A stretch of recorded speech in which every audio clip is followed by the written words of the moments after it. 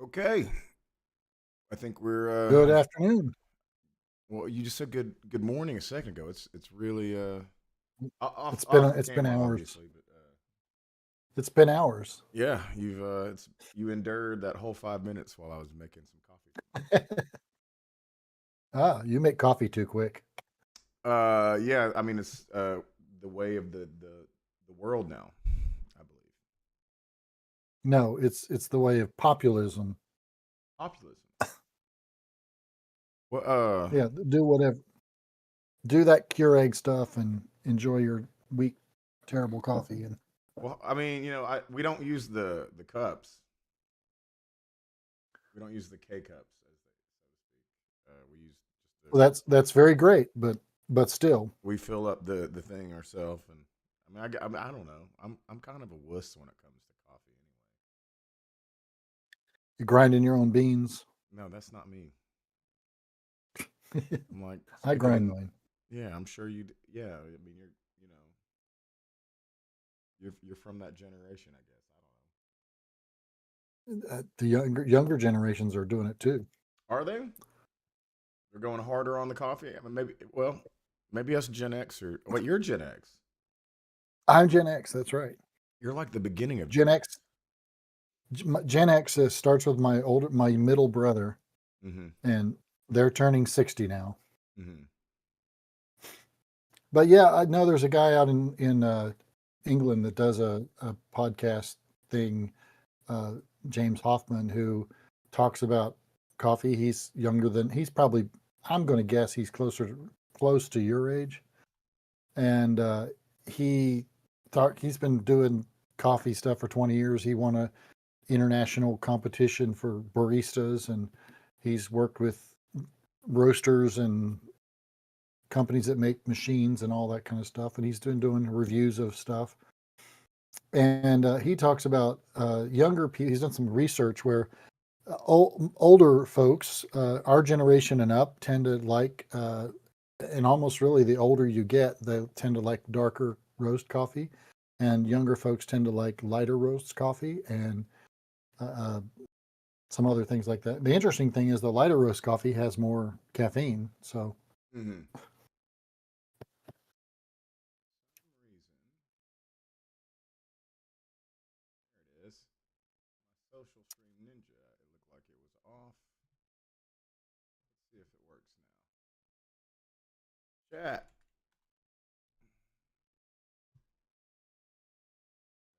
Yes, there it is. Okay, so we have the chat in the chat now. For anybody who wants to chat, sorry, I forgot to do.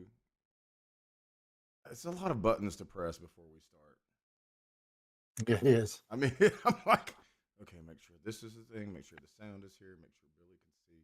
That's why you make checklists. There's Bubba. Bubba is on YouTube. Is that right? That's what it looks like. Bubba has he's been looking up some PragerU videos before us. That's what we're doing today. We're looking at PragerU. We're looking at a PragerU for kids video, and just another. We talked about Charlie Kirk a couple weeks ago. Took a week off. This is another arm of the propaganda unit.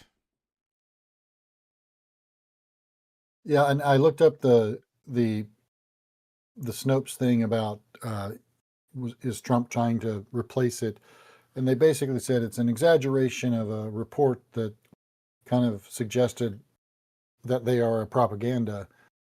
Uh, I do believe it's true that it is being used in schools already, though. yeah, now that was you're talking about the children part. Uh, this was just that rumor that somehow Prager University that Trump was replacing PBS with Yeah. Prager University. It that I don't think there's anything to that. Although I don't know, maybe if you ask Trump himself, who knows what he would say about it. Well, they are cooperating with them to create videos for the 250th anniversary, uh, and Collaborating with PragerU. yes, they are Yeah, collaborating with them, and but that's not an endorsement of PragerU. Sure, yeah. and apparently PragerU is doing it with AI, and I'm of the belief that PragerU is a kind of a land of disingenuous arguments and statements. Uh, but we're gonna watch some of the things that they say in like we talked a little bit about like um, when I was in Sunday school as a small child that we watched a lot of cartoons, you know, and With vegetables. well, no, I was a little before the Veggie Tales time. Remember, I'm Gen X still. Um, Yeah, it wasn't long after that though. Well, it, I it guess I wasn't. finished You're right. junior. It was. We're talking about the difference between like me and then my youngest cousin, who was not that much younger than me. Right? I just missed the cartoon watching. You know, when they got to, it might have been that Veggie Tales was right on the cusp of me. I I don't know. think I you're just think, just a few couple of years. yeah, I was just out of I the think you're just a cartoon few years watching. away. So like if we're talking about 4 years, so cartoon watching Yeah, it's a age big. is three. I mean, I guess as soon as you can look at the TV, but like watching and Yeah, understand and be able to know the words that are being spoken. Not necessarily understanding what you're seeing, but at least maybe we'll say 3 to 11. But like even at 11, I'm not watching those Veggie Tales. Probably not too much. no, no, yeah. So I I, I think that I'll have to look it up, but I think that they started in the early '90s.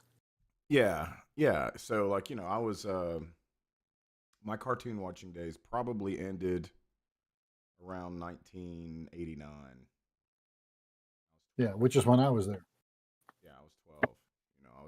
I was trying to watch more mature things, I guess. So this guy right here, this guy's named Big Joel, and he's got quite a few subscribers. This video in particular was 2 years ago. I wanted to get a video that was a little bit older, um, because I wanted to like I don't want this to be like a reactionary. I didn't want to put a reactionary like this is what they're doing. They're gonna make it PBS now. You Yeah, know, right. I didn't want to do anything like that. I just wanted to take some that somebody had some criticisms of what they were doing from a couple years ago. And so this is Is kind of this what the guy you would put on the screen for kids? this guy, Big Joel, Yeah, this guy right here. yeah. I guess you can't see my mouse. I do see your mouse. You see my mouse, but the chat's not The gonna. audience can't. They're not gonna see my mouse. No, this is just a guy. I don't know. He's just gonna. He is not the guy I would put out there for kids. This isn't PragerU. He's not Okay. PragerU. He's somebody who's Oh, going to. okay. He's Yeah, discussing he's going to. them. Yeah, I mean, like the thing is, Billy, I could go through every PragerU video, or I could just find somebody who's watched a bunch of them and then like say, hey, here's what we got. Which that can lead to like maybe you don't get the full context, but I don't think that there's context really that we're going to miss. If we take a look at what he has to say. Right. By So the way, VeggieTales came out in December of 93. December 94, of 93. 93. Yeah. So I'm a sophomore in high school.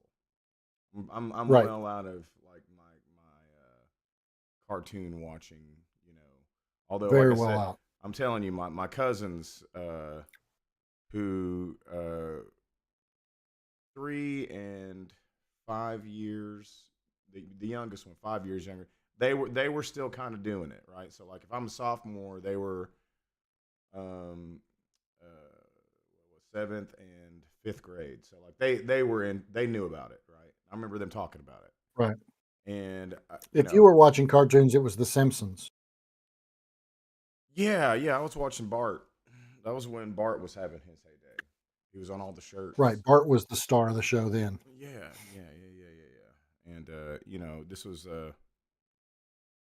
I want to say Batman the movie shirt. God, what were the shirts back then? Do you remember the Joker shirt that had the ha ha ha ha ha, ha all over it, and he's like got a gun pointing? Yes. I love that shirt. That was the shirts that I was going for back then. Yeah, so It's funny that you ended up on Joker. When I was looking up the Snopes thing on PragerU, uh, there was a story about that popped up, at the end there. That was about some myth that Ronald McDonald was originally a serial killer in the 1800s, and that they show this guy and he looks like the Joker. uh, okay. It wasn't true, but he looked like Yeah, the Joker. Snopes has had an interesting ride from their onset to what they are now. I think they got real political for a second or two, but they started out as just like talking about like urban legends and stuff, right? And stuff. Yeah, just Yeah, uh, that you was the know, whole goal. yeah, like boogeyman type stuff. I guess I don't know. All right, so Well, let's take a look at Big Joel here, and he's going to talk about PragerU for kids. And as you can tell, he already named it a horrible YouTube channel. Well, there's my mouse. All right, so anyway, I see it. yeah, a horrible YouTube channel. And recently, what's been in the news is that clip of Christopher Columbus. So this is actually his second video regarding this. I think he was trying to just like also just he said go back to the well and talk about something that's easy and quick and easy to talk about. So here we go. Hey everybody, so around a year ago now, I made a video talking about the YouTube channel PragerU for Kids and their strange time-traveling cartoon series, Leo and Layla. And today, I'm gonna do more of that. The channel continues to be awful and tragic and at times genuinely fascinating, and it seemed like an interesting thing to talk about. To be honest with you, I needed a month to get other bigger projects more complete and thought this was a really good well to return to. So let's get into it. Okay, to start off with this video, I want to talk about the Leo and Layla video where they talk to Abraham Lincoln, because it's really interesting in some kind of subtle ways. Leo is having trouble with his chess club at school. Remember I was telling you about the tournament this weekend and how some members were determined to take home the gold this year? No matter what? Uh-huh. Well, the no matter what they were talking about was cheating. A few of its members cheated at the recent tournament and left the group, but now they want back in. So, what should Leo do? What is the best course of action to take when social division happens? To find the answer, he and Layla go back in time and talk to Abraham Lincoln, who's currently dealing with a comparable problem. These past couple of years have been a stressful time for me. The South broke off from the Union, and now they have to be let back in. The two men, Leo and Abraham Lincoln, end up arriving at the same conclusion. I think your idea of not scolding the Confederacy is the right move. What if we said something to remind everyone how similar we are? I can tell my teammates that we all love chess and that we all love winning. And I can remind the American people that even though the North and South have different views, we both read the same Bible and pray to the same God. Right! Unity is essential. It's better to forgive. So right off the bat, I mean, like they're trying to like get around something and then also invoke religion, right? Yeah.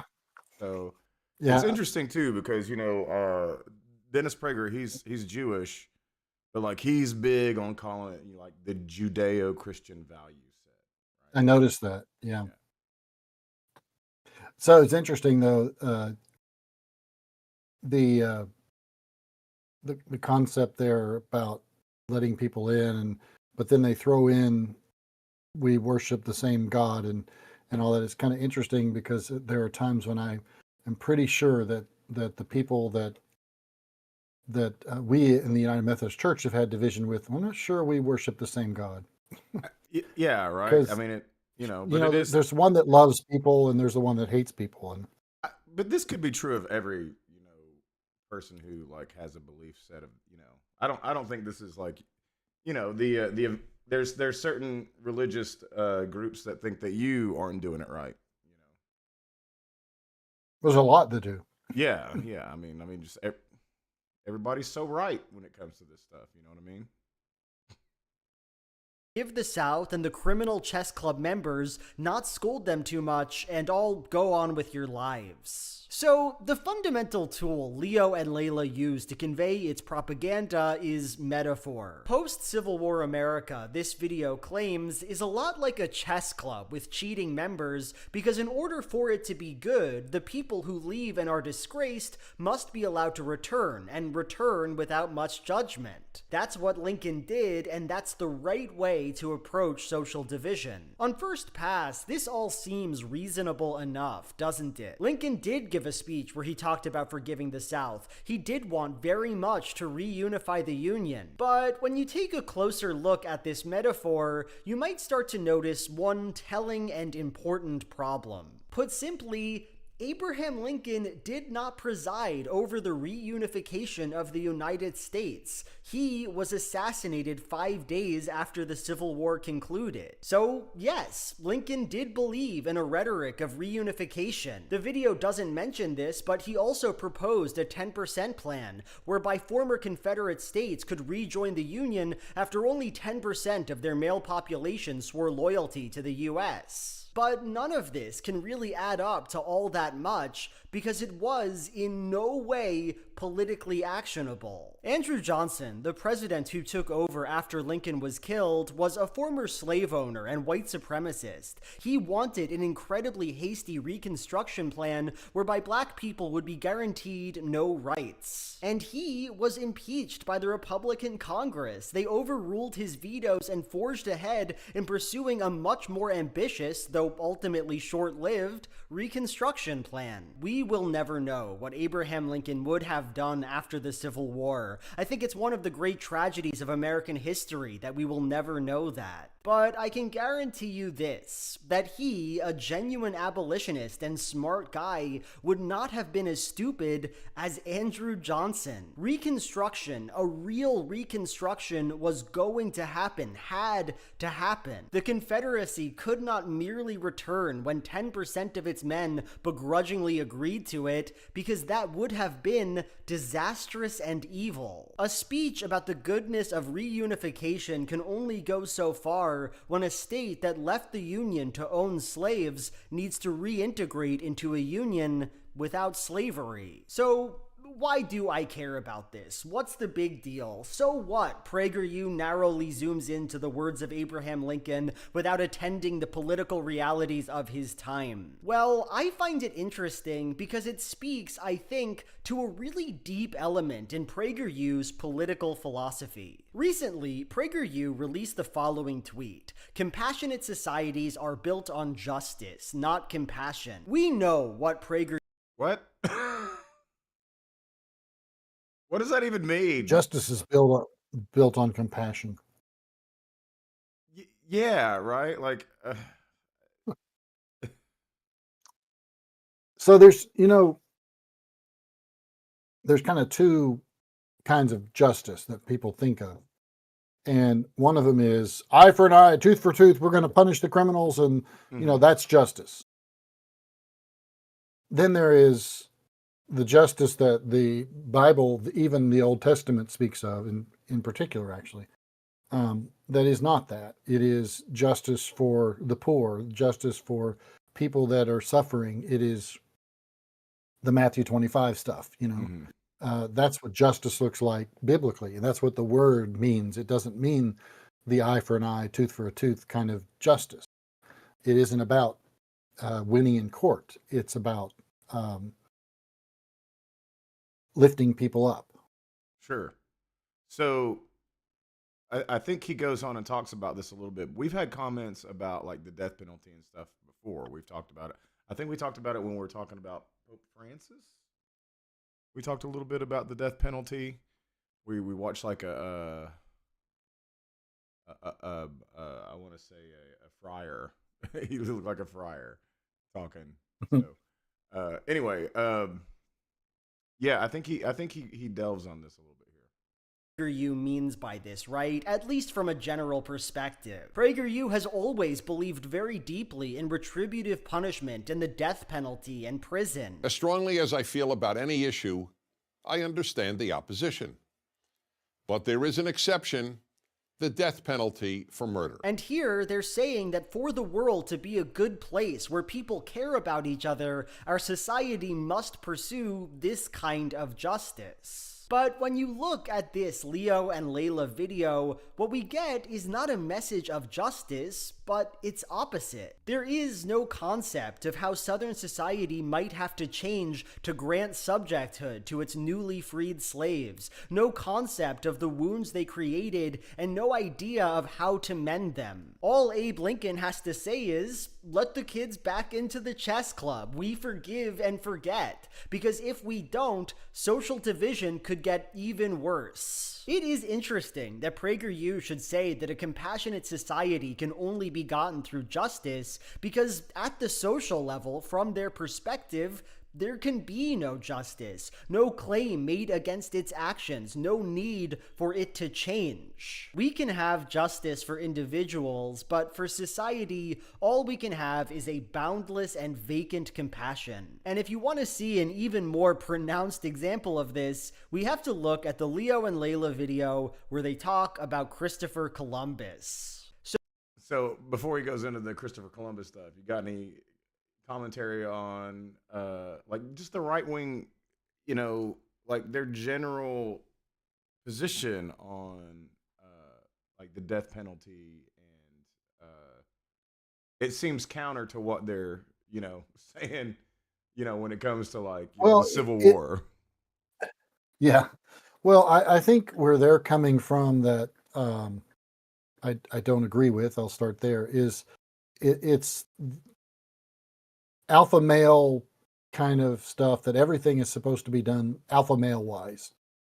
And so if there's a violent or I'm bigger than you solution to something, go with that, because that's got to be the right one.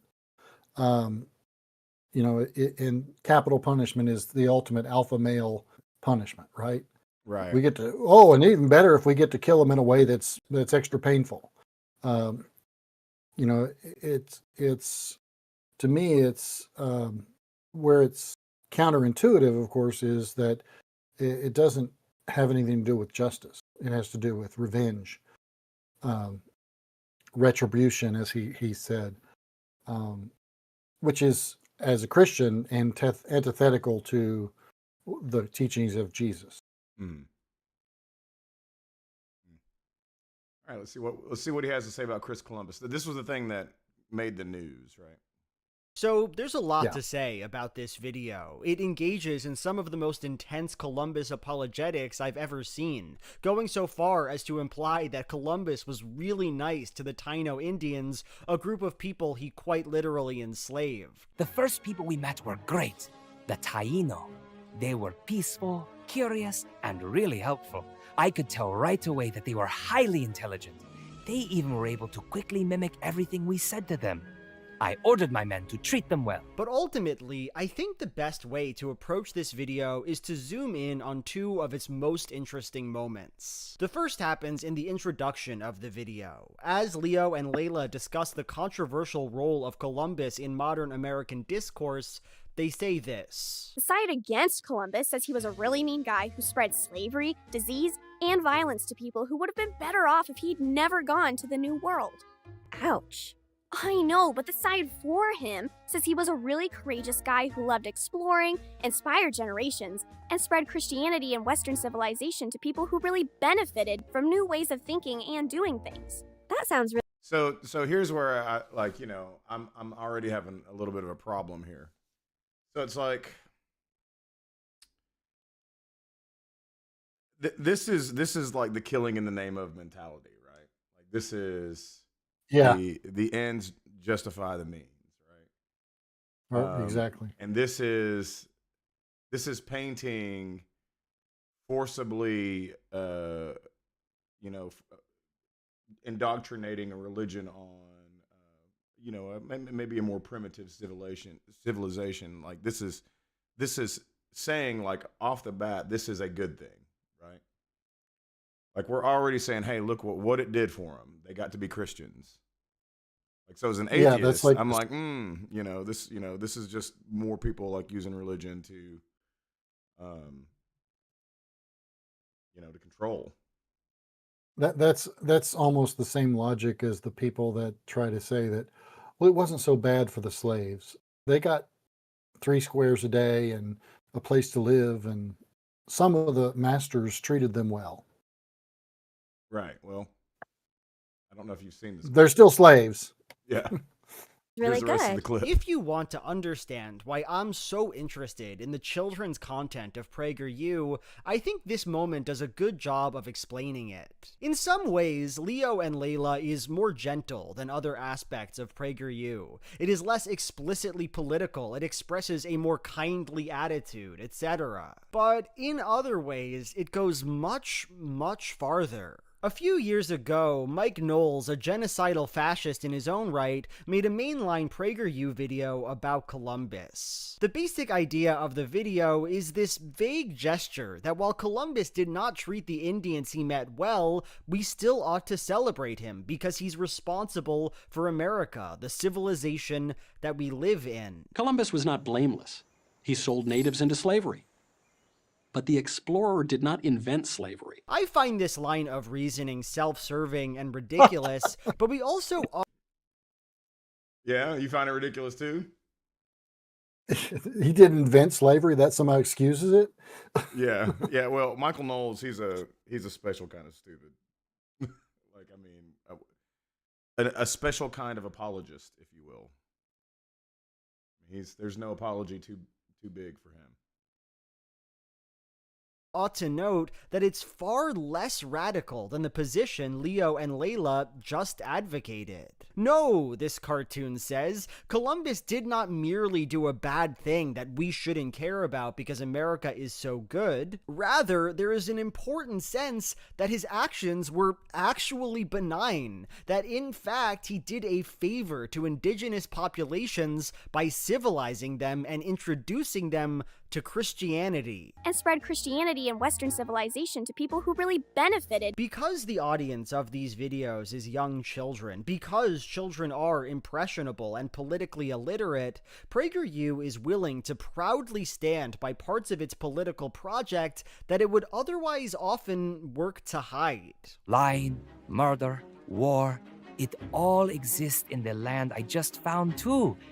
But in Europe, we draw the line at things like eating people and human sacrifice. That even Oh, with goody! enslavement and Now that we're not eating the people, we're much more civilized, right? We'll burn a witch Oh, at the geez. stake. You know. Well, yeah, you know that the funny thing is we didn't do that. That never happened in the U.S. Never actually happened. There was a lot of trials and all that, but it actually happened in Europe. Right. I mean, this is this is apologizing. This is whitewashing, you know.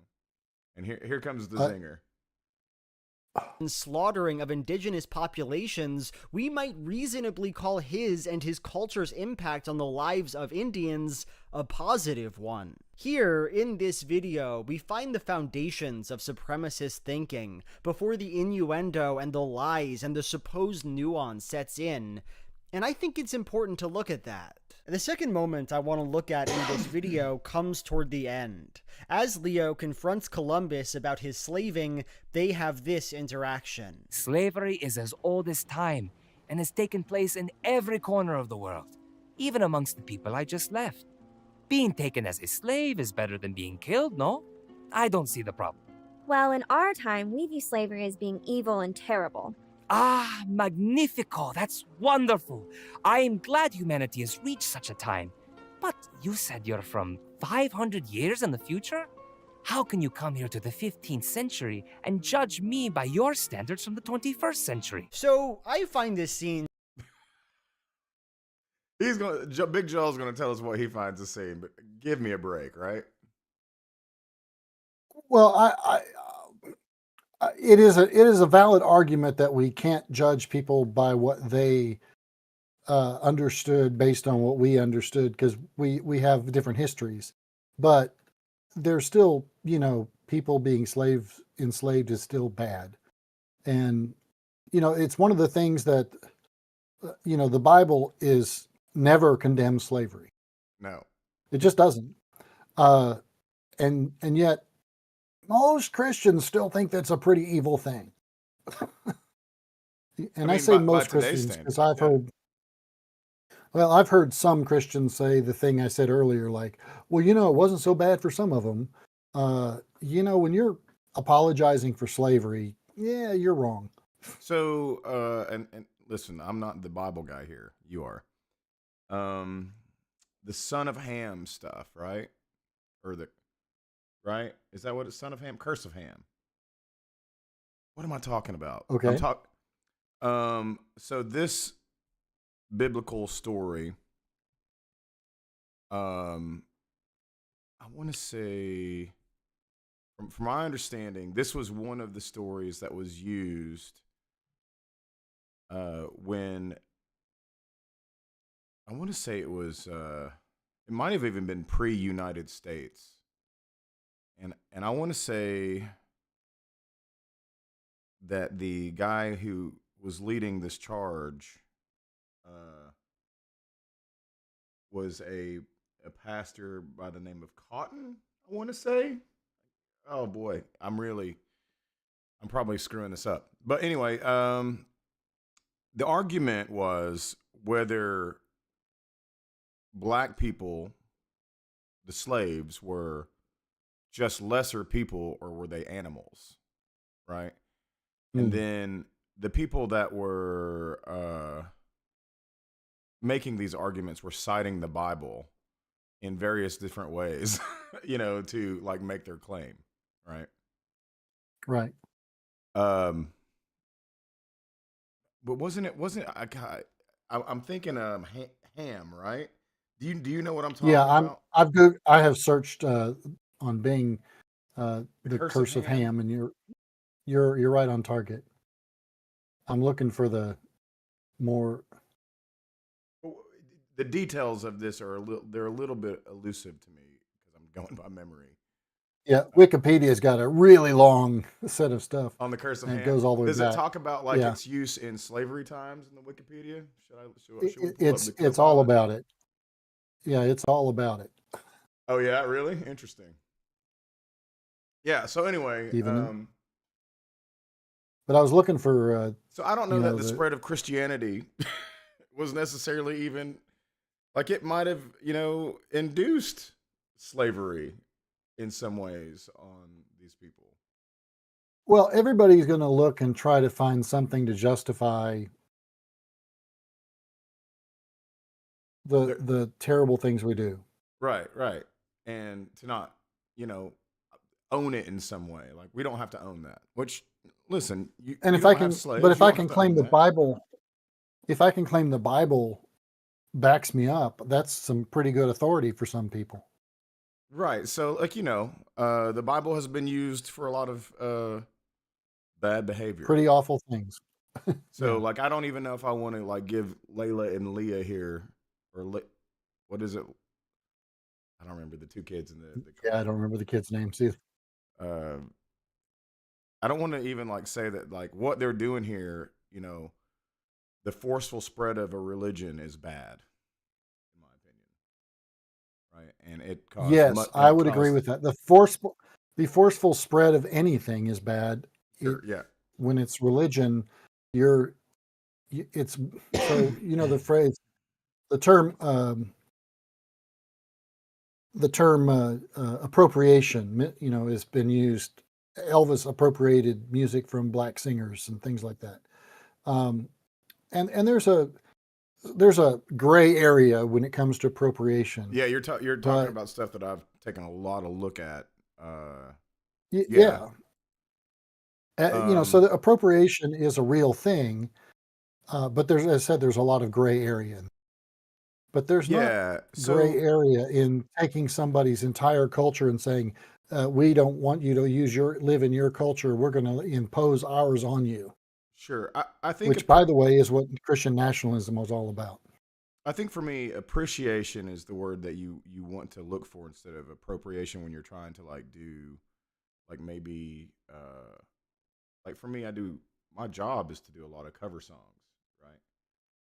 Right. And Yeah, absolutely. you know, I think the key is to always give credit after you do the song to the artist, and also to try and like within your best, like don't make it a joke. And like appropriation. So this is what it would be, right? Like, if some redneck, white people from Morgan County decided to set up a shack that sold bows and arrows and headdresses, like really gaudy Indian, like when I say Indian, Native American, but like Right. when Yeah. I say I get Indian, you. I want to say like culturally, this is cowboys and Indian stuff from the 50s, right? Like it's real, Right. Exactly. yeah, right. So like they set up a shop right outside of Cherokee, North Carolina, and decided to make money selling like quote unquote Authentic. but just Indian junk, right? Like Yeah. to me that's like appropriation. You're stealing somebody's like identity and trying to make money off of it. Even then, Yeah. this is still going to be a real gray area, like what you can do. This is more like a cultural like norm that's really just like you're being gross. If your job is to make racist Halloween costumes, you're probably living in that land. But if you're trying to actually do real appreciation, um, and I think the investment is real, like the mental investment and the effort is there. Then I think that's what separates appropriation from appreciation. So there's a way to do it and a way not to do it in terms of like you know copying out. I mean, not copying, copying. I don't want to say copying, but like maybe putting an interpretation on somebody's art or whatever, right? As comparative to like something cheesy, like again the headdresses that selling headdresses outside of Cherokee when the Cherokee tribe didn't really use headdresses, like Navajo or whatever that used the. I don't even know Yeah. which ones. Apache. So there was a a young black girl, an American young black girl. I think both things are important. And she put a video out a long time ago about doing Irish step dancing. Think river dance. Mm-hmm. And she got a lot of backlash because she was, according to many people, appropriating Irish step dancing. Right. Well, I she mean, wasn't. She yeah, was she was she appreciating was it. honoring it. She was Yeah. doing it and found it a wonderful dance. So, in response to it, the president of Ireland, whatever their higher leader is, invited her to Ireland Prime and Minister maybe. introduced her to the Riverdance folks, and she ended up going on tour with them. Oh, great. Yeah. But a part of what he was saying was she is as much Irish as anybody else because Ireland has become more of a melting pot these days. Sure. Yeah, and like I said, if you apply the proper respect to the tradition Yeah. and there's appreciation. Right. And I think, like, for instance, Elvis is the example I pointed to. One of the reasons that Elvis is seen as an appropriator in that sense is because while he may have been appreciating the music, he wasn't giving credit, to the black singers that really the beginnings of Motown singers. These people were trying to make it on the radio, they couldn't, and Elvis made lots of money off of the music they did, and Yeah, didn't really get so them. Elvis was that the one that I remembered, the one that I'm remembering the most. I think we've gotten a little bit off track talking about PragerU, but and now we've gone down the cultural appropriation and Yeah. Pat Boone. Oh, Like he's the one that if I remember correctly, like if I remember when I was looking into this stuff, like he was the one, and Little Richard, he did a lot of Little Richard hits and made them I guess, radio listenable to the 50s crowd in certain radio stations, Right. boy, but let's see what Bubba has to say. My man has put in some stuff. I think I missed a bunch of these comments. So yeah, God punishing David's wives for his misdeeds didn't feel very just to me. I would also like to see Dennis Prager being asked about Trump saying he could shoot somebody on Fifth Avenue, and just, you know, I'm sure that he would have an excuse though.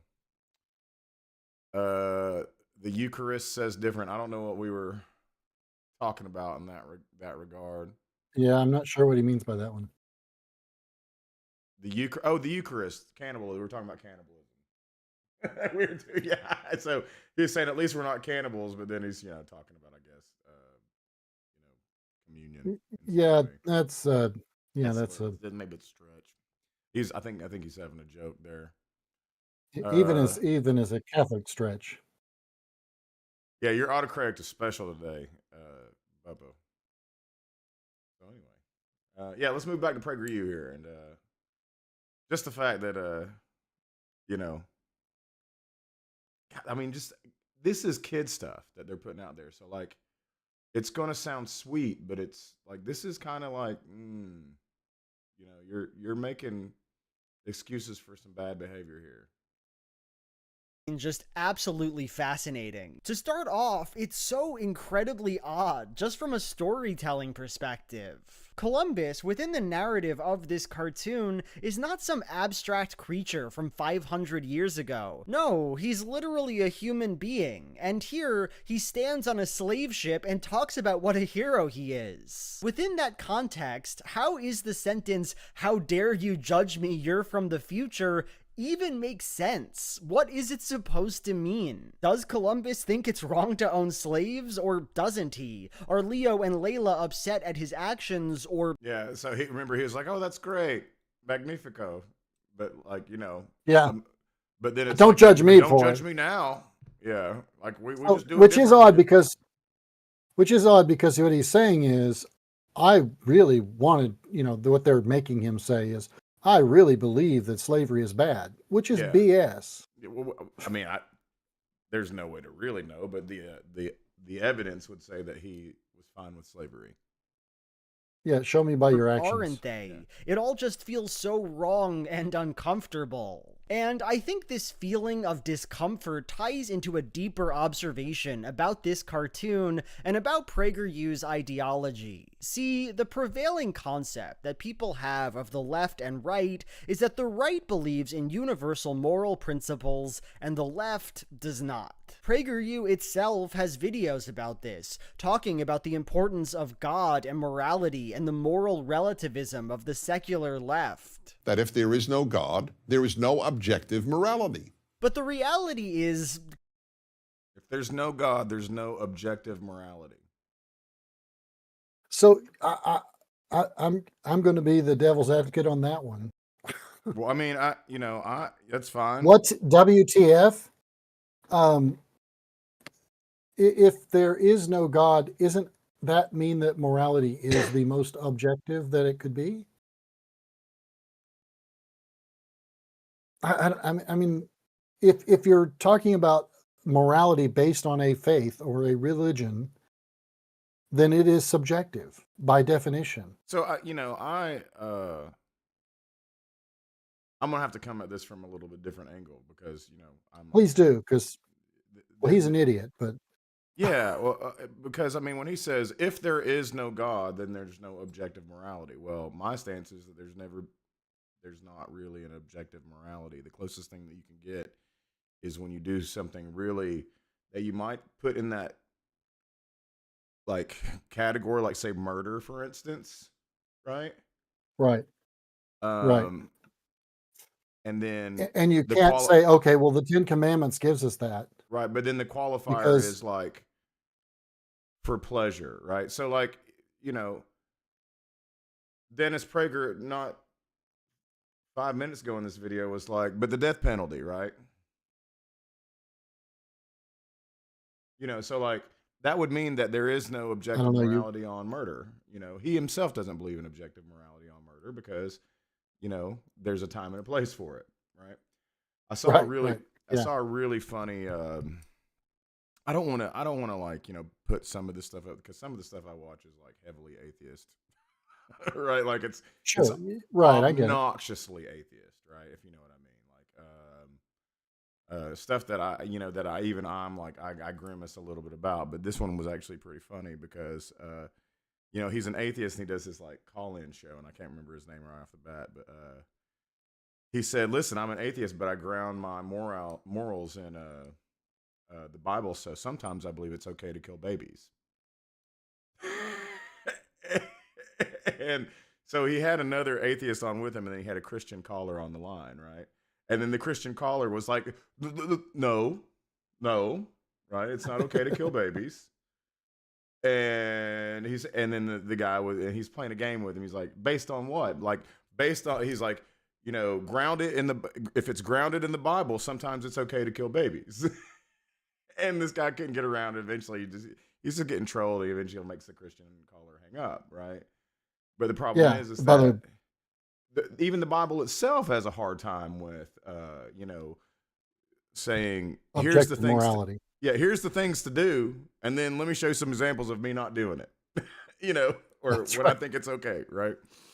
That's right. I mean, even Bubba's comment: morality is subjective. If biblical morality was objective, then it would work on priests. right. It's a fair slam of the Catholics, and probably don't forget the Jimmy Swaggarts of the world and them as well.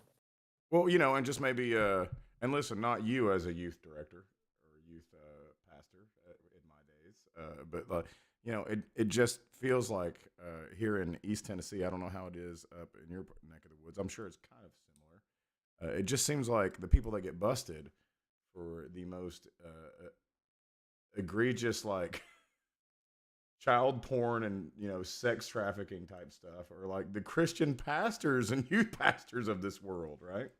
Well, I would say that's a cart horse kind of question, because Probably, I think in yeah. some ways the Well, reality is that people who are want to be very clear. I'm not are blaming. pedophiles. Yeah, I'm not No, blaming I get you. Christianity on Right. Yeah, but pedophiles tend to choose places that they opportunity. can, opportunity places Yeah. where people are going to trust them, right? And if Yeah. they're going to, I got to be around where kids are, and I got to do the grooming and all that stuff. right. So how do I put on an act? Yeah. And they And do. the They put best on an act I can put on is, you'll trust me because I'm a Christian. I'm the youth pastor. And that's even more trust you got to give me, right? Or the priest, if we're talking Catholics. I don't know if they. There's a young woman that I've seen on my main social media thing is Facebook. Sorry, I'm old. She does. She's addressing purity culture. She's gotten out of it. She's gotten away from it. Yeah. And one of the things that she does on a regular basis is she reads the stories that women send to her. Mostly women. Some of them is actually men sending them stuff too. That a lot of it is, I was 16 and my family was all excited. I was 14 and my family was all excited because the youth pastor wanted to date me. Things like that. It's like, that's really creepy, guys. I've seen. The sad part is I've seen more than one of these kind of stories. Oh, Right? she's reading them off all the time, and there's just hundreds and hundreds of them. Yeah. It's that purity culture concept is so over the it's top. Weird because like there's like loopholes to it, right? For men. Well, yeah, for men, of course, for men. Women are for boys. Yeah. Yeah. Right. I mean, it's everything from, and you've seen these stories. There was some time ago, not 20 years ago, but not 5 years ago either. There was a public school that set a rule about the length of dresses that girls could wear to the prom. And not only were they measuring the dress, but they were also saying that they ruled they couldn't wear thongs. So how do you test for that? Right. Well, this reminds me of even of the stuff like that's going on with how people are worried about like trans people going to the bathroom that they want them to go to. Like, what Yeah. you going to check? Exactly. Yeah. Like, So I was in a conversation. I have a covenant group. We meet once a week and we do it on Zoom. And the guy, one of the people in the covenant group, and none of y'all will know them, so that I feel okay doing this, said that, he's a pastor, and some years ago, he was serving a small church, and I think he had multiple churches. He was serving a small church really small, like 10, 12, maybe 20 people. And he went to visit the lady who kind of ran the church, the matriarch of the church. And I think that the man that he's referring to was her husband. I don't think it was like her son, old adult son or whatever. But he came in and he actually said, "Where was your husband? I'd like to, greet him and say hi and all that." He was there to see her and, get some signatures on some paperwork kind of stuff. And they opened the door and the man's standing there like 10 feet away from, he said 10 feet away. He was standing nearby. And the man basically pointed to the door and, yelled to him, "Get out of here," because he had heard that my friend and colleague was gay. He's not. He is passive. That's about it.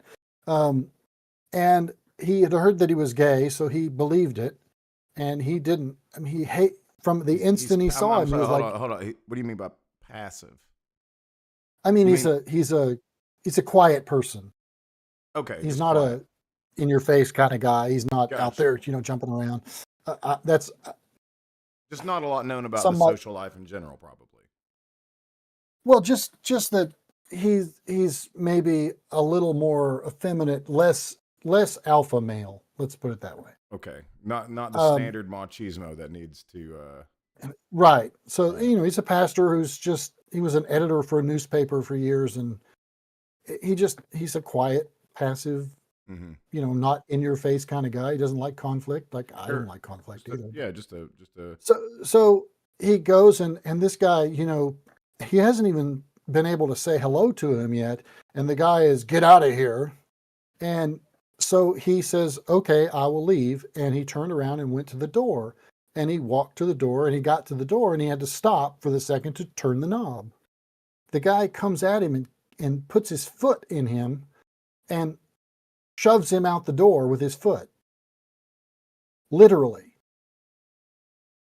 Without ever meeting him, without ever asking, anything. So this guy just didn't push back at all, though. Like, I understand you said he's very passive, and he's like, "Well, if you don't want me to be here, I'll just leave." He didn't even say what for. I don't even see him turning and doing that. No, wow. He didn't say that he did that. He said, "I want you to leave." I'd be like, "What for?" Even. Well, yeah. I went to visit somebody had some kind of time. altercation before. No, he never met him. Wow. Oh yeah. The guy just heard a rumor that he was gay, and this phobia, that homophobia, transphobia, and all that stuff, leads to violence without even having a conversation. Yeah, literally, this guy was being kicked. So what happened after that? Well, oddly, this is one of the questions that we asked. So, how long were you at that church? And did this woman still come? And he said, not only did she continue to be a leader in the church, she still is today, 8 years later. It's a small church. And he says, and she's the one that makes everything happen. And even though they're a small church, there's a lot happening. I'm like what? Hate? Or just, but this is just, I don't know that I could face somebody if I did that to them. This is a guarantee that these are the people that are going to pull Leviticus. Right. Yeah. Like these are the people and that are without it, and I guarantee you the guy'd never read it. Yeah. just have a a little hunch there. He'll just say it's an abomination. That's what I That's typically right. know about the people that say stuff like that. It's abomination. Right? And you're like, well, that's Leviticus, because that's where it specifically says that word, right? So you know, but the thing is, I think if I'm correct, it says abomination for other things as well, right? Yes. You know, I mean, like literally, And not just like this is bad. It says this is an abomination also. yeah, and most real scholars will tell you that, that it isn't about homosexuality. It's about it's about power and control things. Yeah. Um, and Well, there are the uh, apologist scholars. There are the apologist scholars that will tell you that this is yeah, just laws for. Some people say it's laws for priests only. Some people will say it's laws for. I never heard that until just today. Yeah, I've heard it's laws for just Jewish people at that time. But the thing is, they'll say that with one end of their mouth, and then the other in their mouth. It's almost like they forgot what they just said. It's like, okay, so then why are you still quoting it? Yeah, that's right. Well, my favorite Like if I one was criticize it, yeah. there was a guy whose picture went kind of viral. He had tattooed that part of that verse on his arm. Mm-hmm. Yeah, you And if told you me read, this. Yeah. if you read the not even the chapter, you read the paragraph it's in. It also talks about not marring your body with. Yeah. Yeah. So, but yeah, I mean, it even goes as far as wearing like mixed fabrics and shellfish and just, and it's just like Yeah, all it of gets this into is, all that stuff. and the And thing is, it's like, okay, so why did you cherry pick the one, right? The right, one thing. and that's where Dan McLaughlin really does a great job of pointing out that there isn't one of us Christians, probably even Jews for that matter, who have not had a negotiation with the Bible. Mm-hmm. Every one of us that says slavery is bad has negotiated with the Bible and said, I know you said this about it, and I know you said that about it, but my God, it's wrong. Yeah. That's a negotiation with the Bible. Or there's the The apologies that are like, yeah, it wasn't that bad. You wouldn't understand it from things from that time. But yeah, but that just and contradict. But anytime that you do that, anytime that you say like if you're going to defend the lack of condemnation of slavery in the Bible, then you have given up your rights to claim amen. that. Well, claim that God is omni. Yeah, Right? I would agree with that. Like if you can say that God is omni, right? Like omnipotent, omniscient, omnipresent, and then the fourth one, which is sometimes included and mostly included by by Christians. I'd say it's mostly, but it's not. It's not part of the big three, which is omniscient, omnipotent, omnipresent. It's omnibenevolent is the fourth one, right? Mm. So this will get you to the problem of evil eventually, but if you're claiming omni, right? Perfect Yes, I knowledge, hear you. perfect knowledge, perfect ability to do something about it, and you believe that slavery is bad and the Bible doesn't directly like condemn it, then you're probably giving up your claim that God is omni and Right. specifically omnibenevolent. I think that's a fair statement. I would look at those four things. There was the fourth one you said, Benevolent. benevolent. That's an interesting one. I'm not sure how to define that. Omnibenevolence. Yeah, I mean, what does All that good. look like? Everything. So this is how it works, from my understanding, is if you're omnibenevolent, everything you do is good. So in some ways, this can be used. So everything God does is good. Is that what you mean by that? Everything that God, if God is omnipotent, omniscient, truly omniscient, omnipotent, and omnipresent might also just be like, you have to have that to be omniscient, so to speak, right? But if you are omnipotent, omniscient, and omniscience also implies that you know everything before and after, right? In a lot of these cases. Yes. If that's the case, right? This is where the problem of evil, the philosophical problem of evil, which is probably, I don't know, if you're doing a tier list of like arguments, atheist arguments, it may not be the one that I would use, like I feel the most, but it definitely comes out swinging against the omni God. Because if you're omniscient, omnipotent, and omnipresent, then suffering becomes a very interesting question, right? Yeah, I this is a co-pilot answer.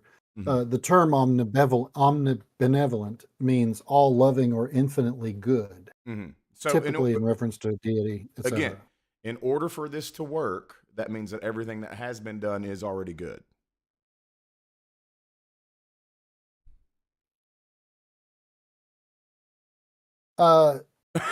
So no suffering can ever have existed, especially like, this is when you get into people saying like, so why do babies get bone cancer and blood cancer and shit? Yeah, right. Yeah, no, I guess by the definition, the way I see that word to mean, I can be good and there still be things that don't go good around me. Okay, so you are not omniscient, omnipotent, and now listen. That's right. If you want to give up the omnipotence, Yeah, so the then one we of can these that I maybe. would hold on to is omnipresent. That's the only one I would really hold on to hard. Interesting. Because I don't see Omnipresent. omnipresent as a forward and backward thing, but within Okay, all. so that would be all knowing in the moment. If we wanted to extend that to omniscience, that would be all knowing in the moment. But that would also mean that you do not know It doesn't if mean all something knowing in the moment. It just means all there in the moment. omnipresent. I'm assuming that omnipresent means also like Why within the cognition. And so like if you're a present everywhere, then you'll have cognition of everything everywhere. yeah, That's my assumption. omnipresent basically means present in all places at all times. Okay, so if you're present in all places at all times, can you the next question would be, can you consume and analyze that information? And we're talking about a God, so that created everything. So the assumption is yes, correct? Yeah, I suppose that would be true. I think that's a good question. Okay. I We think know that I'm if God is the creator, we know it at least can do something in moments, right? Like if we're going to strip so that's omnipotence, if we're going to strip so omnipotence that's from, hold on. yeah, So you're claiming that the definition of omnipresence includes the ability to interact and make change. no, not I don't necessarily, not necessarily make that. necessarily. I'm just saying it's so. I'm trying to like split the three, maybe four concepts together, right? So like, Split them together. well, I know, split them and then like show how they work together. That was maybe me. Well, I get that, but if you So don't accept omniscience, if you okay, don't accept what was the second one, the third one? well, omnipotence is probably the one that is the ultimate So, umbrella, yeah, so right? if you don't accept omnipotence and omniscience, and you're talking about omnipresent, But see, then if you're omnipresent and cognitive of everything in the universe, like let's say you have the capacity for cognizance, then that would mean that you're all knowing in the moment. You're just not all knowing in the future. And you see what I'm saying? yeah, I think I where I disagree on that is I think it's really more about just being accessible, being present. So part of my job, Mm-hmm. for instance, a part of my job is to go be at places. Mm-hmm. I'm not there to fix somebody's cancer. I'm not No, there to fix their Alzheimer's. I'm not there to make sure the football team wins. I'm not there to make a change in anything. mm-hmm. I'm strictly there to be present. Sure. A So big part of my ministry. in some ways, this might be like an extension of God's power if this were to be divinely influenced, right? Like you being,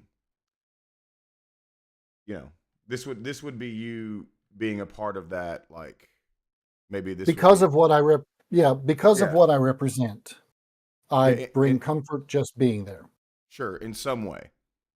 in some way. And it has a lot to do with who that person is and what they think of me. But Do they see me in that role? there are places where people like you are void. They're just not around.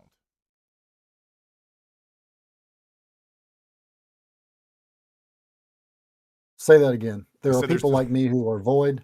Like they're just Is that what places on Earth that there would be no need for you, because they don't. First off, they don't believe in your strain of the religion. Maybe they don't believe in religion at all. It's just Absolutely, that right? is correct. So like in this case, this wouldn't be a situation in which the presence of God is maybe proliferated equally. Maybe would be the way to talk about it. Like, I don't know. So there's ways to say, like, okay, omnipresence. I don't believe in any of it, right? But I think we're getting a little off track. The point is that if you're omnipresent and you're cognitive, you have complete knowledge of everything in the moment, right? And if you I understand why you think that. And if you are of the ability to create, then the question is, why are you not stopping, like maybe creations that have gone bad? Like, why does this baby have blood cancer? Why does blood cancer even exist? Right? So then you have to ask, well, since you created it all, if you are omni and you omnipotent, omniscient, omnipresent, and we could say that, like, if a human could do it, if a human could snap their fingers and give a baby blood cancer, we would all call that evil. Right? We'd also probably call it evil if you could snap your fingers and cure a baby's blood cancer and don't. Right? Yes. Yeah. I understand what you're saying. I do. So let me push back just slightly. Sure. So again, if you take out omniscient and why can't I come up with the words when I want to? Omniscient and omnipotent, and you just get omnipresent. Just omnipresent. I get your argument if you're conscious during that time, but let me throw out. So let's look at the secular humanist concept of God. Real quickly. So prayer, right? Right. Okay. God is available for prayer at any moment, right? We certainly would say that, yeah. Okay. But let me finish what I'm saying. So the idea of being present doesn't mean that you change things. For me, the Christian message starts with the idea of what we are told about who Jesus is before he was born. The word that is used is Emmanuel, which means God with us. And it's the idea that God is with us. Now, let me give you some stories, quick stories. A friend of mine her husband was in a car accident, and friends on Facebook were saying, "Oh, I'm so glad that God was with him and protected him." I'm listening to the story. There's another woman in another car in that accident that died. So what you're implying is that God blessed him but did not bless her. God was present for him but not for her. Sure. And I would argue that the purpose of God in that situation is not to fix the situation. Life happens, and the world does go on. But being present doesn't necessarily mean you don't let bad things happen. Would you have the stance and bad things are happening all over the world, right? That's correct. Do you have the stance that God intervenes in any way to stop bad things from happening? I don't know how I would stand for that necessarily. I really think that, the old clockmaker concept is closer to where I come down in that sense, So you just think except the that the clock is clockmaker is no going? longer present.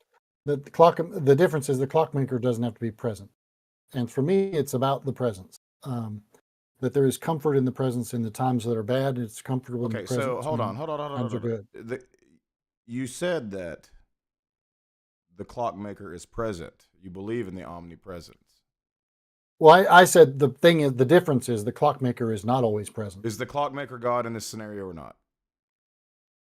Well, yeah, that would be the old Okay, concept. so the the clockmaker is philosophical God, concept. Yeah. and you're saying the clockmaker has left. But a second ago, you said he's present. I said this is the difference in where I stand on that, is that I do think that's the difference. The clockmaker philosophy that was applied has always been the clockmaker builds a clock and it leaves it, and the clockmaker keeps doesn't have to going. be there. The Yeah. clock keeps going. I'm saying the difference is that as a Christian, as a follower of God, I believe that God is present Sure. as the clock continues to move. So, I think that first off, people die. We're gonna die. mhm. What is the appropriate way that brings no grief for someone to die?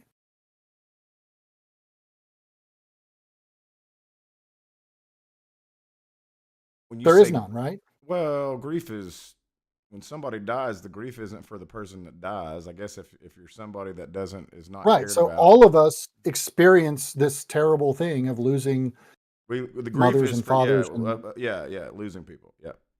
so there is no way that you can avoid pain in this world.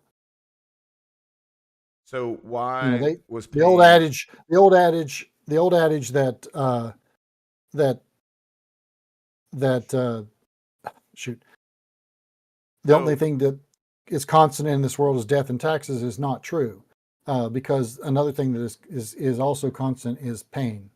We all so will experience pain in our lives. sure. So this brings me to and we're sort of off track, and I'm gonna see if we can get us back to the PragerU here in a second. Right. Yeah, Uh, we do this. that's true. Uh, This is who we are. so pain and suffering, right? Like you said, there's no way to get away around pain and suffering. And then I would ask, why is pain and suffering built into everyday life? Like I'm talking about like with Well, animals. Animals.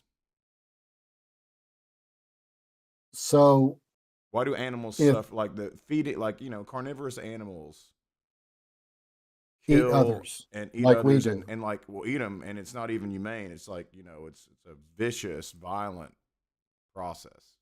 A lot of suffering involved. A lot of suffering involved in pain and suffering, and just like the day to day living. Not even necessarily like from feeding and that kind of thing. So it's like it's right, pain is inevitable. pain and suffering is built in to experience the lived experience, right? So again, if God is the creator, why is it built in?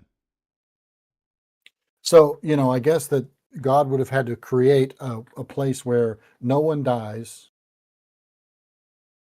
This is no God we're one needs talking about, food. right? Well, in order to fix the scenario the way that you want it fixed, that means that no one has to eat anything, or we Right. only eat plants, and a plant will assume plants can't feel. Or maybe we don't even have Um, to eat plants. Maybe we just have some kind of like chlorophyll in our system. Manna from heaven. Okay, Yeah, so we are I plants mean, now. we're talking about when you're talking about, you know, again, this goes back to the That there omnipotence could be thing. a way that we don't have to eat. Well, no, Then we also me, like I am of the belief that this is just the cycle of energy, right? Like, I'm sure, right. throwing I out get questions. you. I'm throwing out questions to you, like just testing like where you're at on these things. But like for me, I'm an atheist. I just think that it's just what is, right? Like, Well, and eating is a transfer of energy. yeah, everything's You're transfer. absolutely right about that. So, And, I think we've talked about this and before. I would argue, I would argue the same thing is true, that there is no way to create humanity that has generations upon generations. The only way to create it that there would be no suffering is that we all lived in some peaceful harmony world where we didn't eat anything and animals didn't have to eat anything. But the animals got to be there because we love them and they're really wonderful. Mhm. But on the flip side, that means there's no procreation. Yeah. So there's no need for babies or anything like that. So Sure. we're all about 35 years old, right? Why isn't it just created like that? So then you don't have a life cycle. Sure. Why not? Why have a life cycle? All right. Well, I mean, like all these things when you're talking about in the realm of omnipotence and a creator, they live, right? Like, so that's that right. so like Yeah. you have to either, when we get to this Well, point. so let me throw out this. If there's no life cycle, there's no need for heaven, then you've got that argument. I'm not going to go that argument, but I just think that there's certainly, there's a reason for the life cycle. Our bodies deteriorate over time. Yeah, I don't think there's any reason. Yeah, that's ultimately is that I just don't. Well, that's assuming that there has to be a reason for everything. Yeah, so if we're going to my base level of what people mistake for God is just energy. It's just energy. Now, it's the force. It's just no. I mean, it's just God, and it does feel so vague, right? But like, I think the thing is, a lot of times that people will conflate like creation philosophy with like because you have to go a long way to take creation philosophy to get to any kind of sentient God, right? We're not necessarily talking about the Christian God. We're just talking about a sentient creator, right? And even if I were to be generous and say, okay, there is a supernatural entity that created things, I 1000% see no evidence of sentience or intervention, much less. Certainly, there's a great deal of randomness, isn't there? Well, listen, if you believe in this kind of stuff, so I had this conversation with my father, the nuclear physicist type guy, and he said something so profound to me, and it was just, because I've been talking, we talked to Ed a little bit about this kind of stuff, and Ed is a super determinalist, and I'm like, I just can't get. I can't go there either. I can't get to super determinalism. I can't, because I think that, thought works like an emergent property, right? And which also means that it can work in, like, it is evidence of random, but it might be bad evidence of random. Good evidence of random is not being able to predict with certainty how an electron will travel, right? So with that evidence, we can say, hey, okay, random things in this universe do exist. And then what my father said was, when I talked to him about this stuff, he said, listen, Luke, if random things didn't exist, everything would be the same. Exactly, yeah. And I was like, yeah. So I agree with that, yeah. So yeah, so I do think nobody has free will, because you're not omniscient. You're not omnipotent. You can't do anything you want. You don't always have all the information. Nobody has free will, but you do have point of sale decisions, as I would say, right? Like, and they can be. I hear that. Okay, they can be. I still don't agree with the premise, but yeah, I don't agree with that. We don't have free will, but I understand. I agree with what. Well, free will. I think free will is just you. I could make you agree that you don't have free will. Like, I can put you in that argument and like corner you, and you can't get out of it. That doesn't mean it would make me agree. Well, you would it would just mean I can't win the argument. You just means you'd be wrong, right? Yeah. So I can intellectually wrong. I can zoom out far enough to where you're not omniscient. and omnipotent to say you don't have free will, because you have to have truly free will, you'd have to be omniscient, omnipotent, and I'm probably omnipresent. I don't.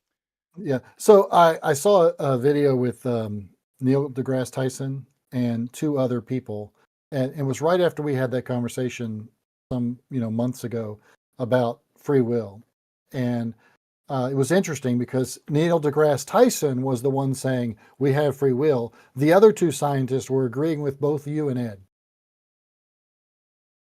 The neurologist was saying we can measure before people make a decision, that they know that before there is any awareness of the decision they're making, that they've already made the decision. That's interesting science, but I still think it falls flat on its face when looking at language and how we can type, right?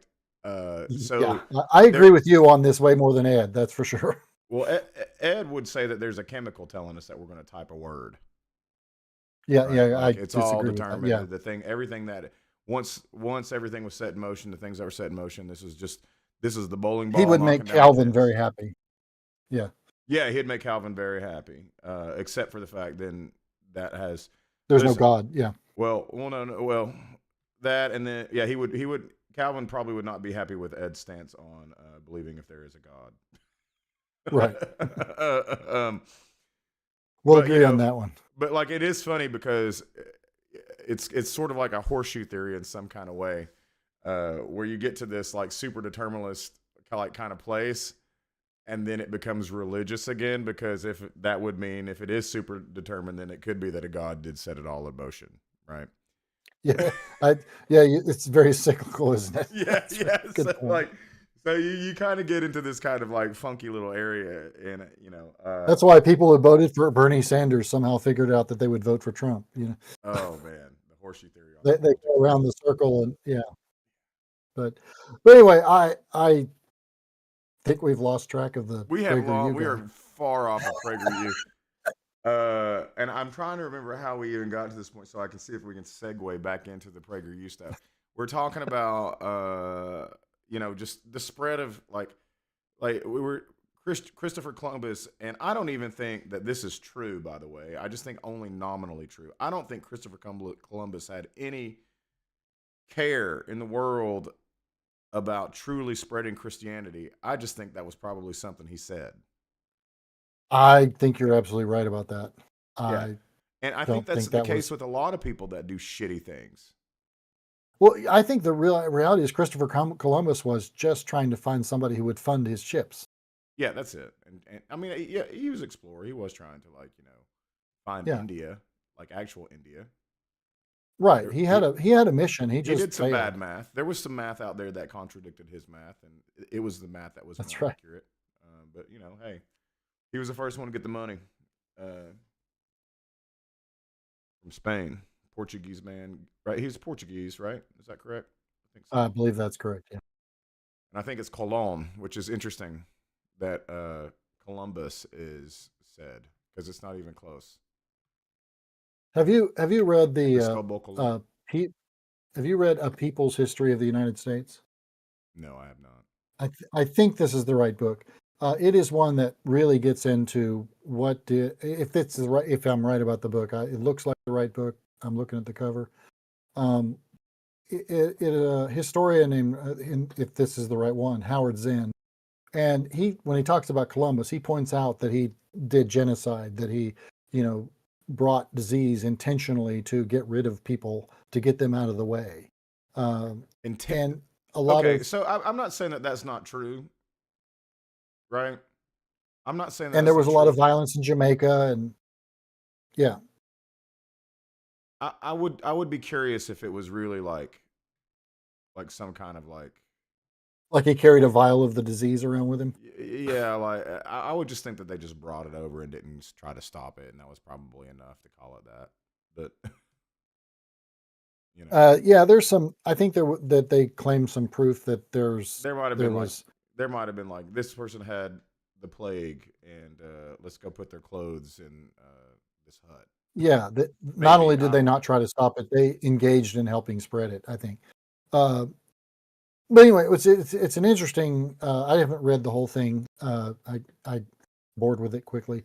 But it looks at history from the perspective of marginalized people. And, Yeah. Factory workers, people held in slavery, Native Americans, immigrant workers like the Irish that came over, factory workers. It looks at history from that perspective rather than the winners' Right. perspective. Which is And where, of course, this is and what, of course okay, it this is our became, segue.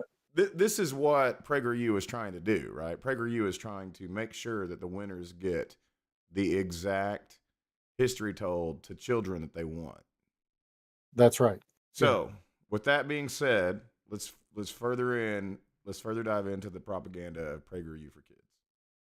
Quite the opposite, I think. The mission of leftism, of the emancipation of people, the alleviating of oppression and injustice, fundamentally centers around some concept of universal moral principles. We know that slavery and murder and deprivation is wrong because the victims of these crimes are people and therefore worthy of the same dignity and moral consideration as anyone else. This is a kind of universal thinking that PragerU could never advocate, though, because at the center of its conservative political philosophy is a belief in inequality and hierarchy, a belief that some people are simply better and more worthy than are others. And so, PragerU contorts itself, develops this strange mutant morality. Some things are clearly bad, no matter when they happen. But for other things, before you judge, you must ask yourself, what did the culture and society of the time treat as no big deal? Some crimes are always bad, Columbus says, but slavery isn't one of them. We should still celebrate slavers. The people complaining about the celebration of slavers are ridiculous. There are universal moral principles, don't get us wrong, but for whatever reason, they are not relevant here. This is essentially an argument that's skeptical of morality itself. Again, this is, remember, Dennis Prager believes in objective moral truth. But then, except for when it's the death penalty, and in this case, as we're teaching our kids, slavery 500 years ago. And I think it's fascinating how eagerly they say it, how common sense they seem to believe it is. Let's talk about what is probably the most interesting Leo and Layla video I've seen recently, the one where they go back in time and meet Martin Luther King Jr. And the thing that interests me about this video, the reason it kind of obsesses me, is that it is, in almost every way, normal. Conservatives, of course, often weaponize Martin Luther King to further propagate their own... This is something that we actually, so... this is trying to normalize a way of talking, right? I can understand, like, maybe a kid's show not wanting to get into the gory details of, like, Martin Luther King's assassination, but like, this is framing, right? This is framing to fit a narrative. Yes. Horrible agendas, and there's no better place to look for this than PragerU itself. In one video, Will Witt, a kind of Steven Crowder wannabe, claims that the left and BLM often misconstrue the words of MLK, and then later on he says this, just a bold-faced lie. Black Lives Matter loves affirmative action and diversity standards, whereas MLK believed that you should judge someone based off their character, not their skin color. When you push affirmative action, giving people advantages or disadvantages just because of the color of their skin, you are not following what MLK believed in. King did believe quote that one verse. If you quote that one verse and don't look at the stuff that he fought for, then you miss the point too, Yeah. Because he fought for those things. Right. And a lot of the people that they know about the "I had a dream" speech, right? But they don't know which that comes from. They don't know about the "we're coming to get a check" speech. Yeah. Also, they don't know that when he died, it wasn't because of the shooter was he was coming out against the war, the Vietnam War. He was shifting to more things, and Mhm. that made people even more angry at him because Sure. now he's talking about being anti-war, being anti. Well, that and then also, I think the history shows that he was starting to embrace uh, less peaceful forms of protest, or at least, you know, maybe this was the fear, maybe, right? At least. But Yeah, I my think they understand. thought because he was embracing anti-war rhetoric that and some other things that he was suggesting that, but I mean his base principle was, peaceful protest. His base principle was we can win only if we behave in this way because Right. it makes the other guy look bad. Us being violent doesn't help. Yes, initially, I think that was the way he believed, and it might have been fully all the way through. But there is some talk that he was starting to embrace more of like a Malcolm X way of thinking. I haven't seen that. The stuff I've read doesn't suggest that, but I haven't read a great deal of stuff that late on. So I'll pull up yeah. A quick co-pilot of it. But first, let's go ahead and get back into what they're saying.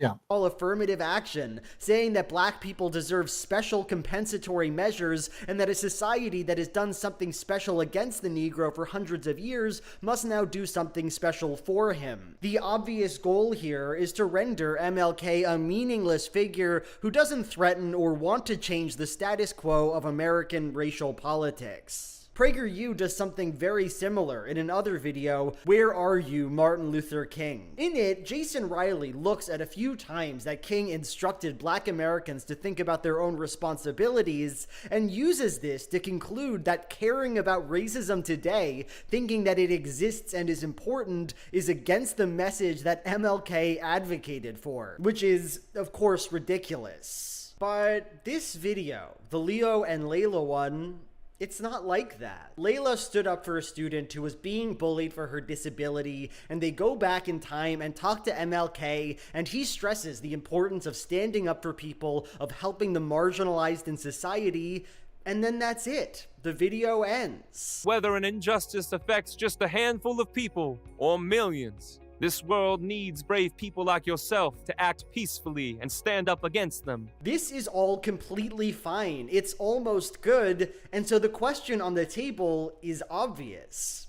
What do we do with this video? What sense, if any, should we make of it? So when I think about this question, I can't help but be reminded of the 1938 Leni Riefenstahl film Olympia. So let me talk I about remember that it. for a surprisingly long time. Olympia is a film documenting the Hold on a 1936 second. Berlin. Sure.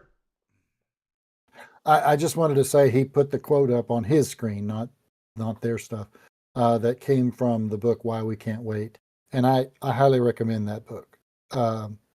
It absolutely applies to the LGBTQ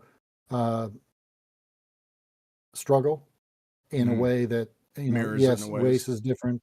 Yeah, certainly race has an issue, but I remember having conversations that is a very respectable human being who cares about people, does stuff to make sure that they get fed, will go to somebody's home and bring food to them. He's not afraid to. He was a colonel in the army and served in Vietnam and lost an entire his whole unit. And he's had tragedy, he's had victories in his life, and all of that. And he's a Republican.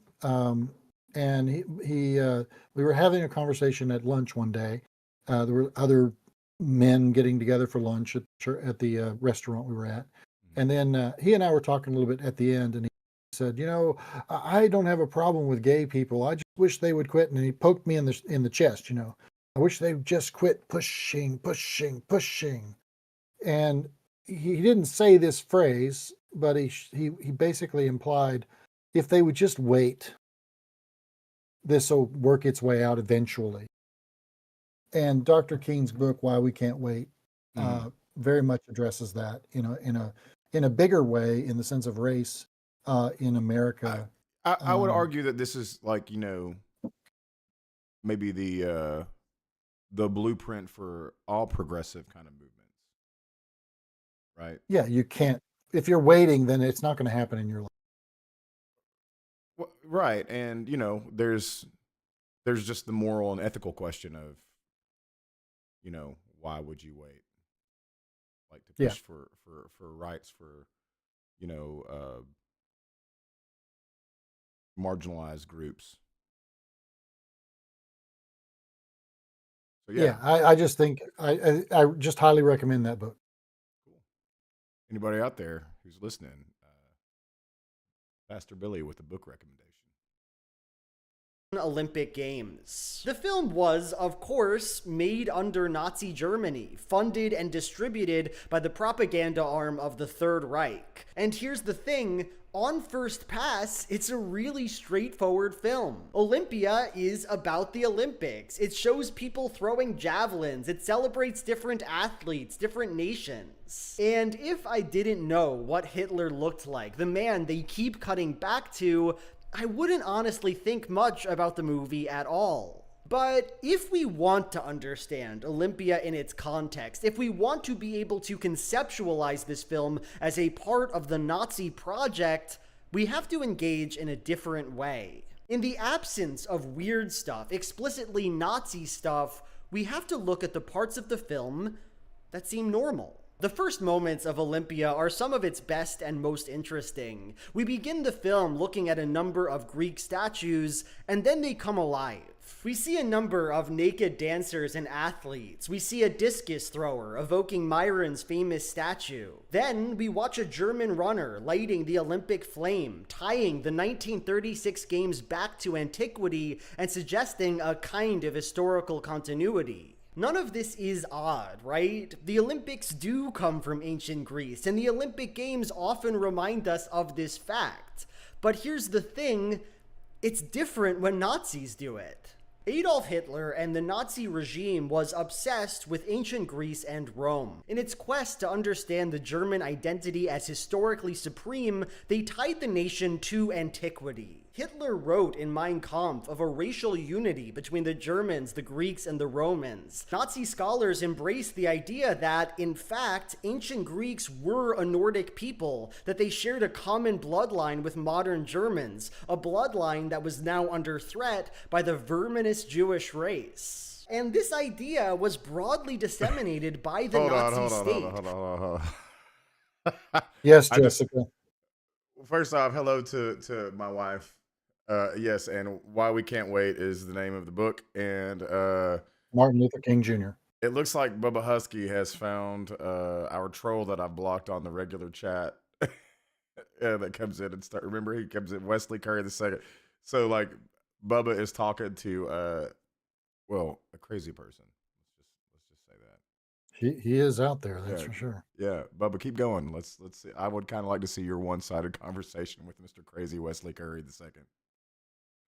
Through publicity campaigns and architecture and education and radio broadcasts. Adolf Hitler personally oversaw the purchase of the discus thrower statue for 5 million Reichsmarks. And of course, you can see this in Olympia, the desire to tie the German people to the epic history of ancient Greece, to embody with German flesh the ideal of Greek sculpture. The 1936 Olympics were the first time the Olympic torch was brought to a host city. Joseph Goebbels loved the idea, and it was done to perform this kind of connection between the ancient world and the Third Reich. The body of the movie itself, well, it's a depiction of the Olympics. Obviously, the film serves as propaganda in the way the Olympics always do. It shows German power and industry and wealth and artistic prowess to the world. But the games themselves, they feel normal. Jesse Owens, the black American athlete who dominated his races, is treated with the same kind of valor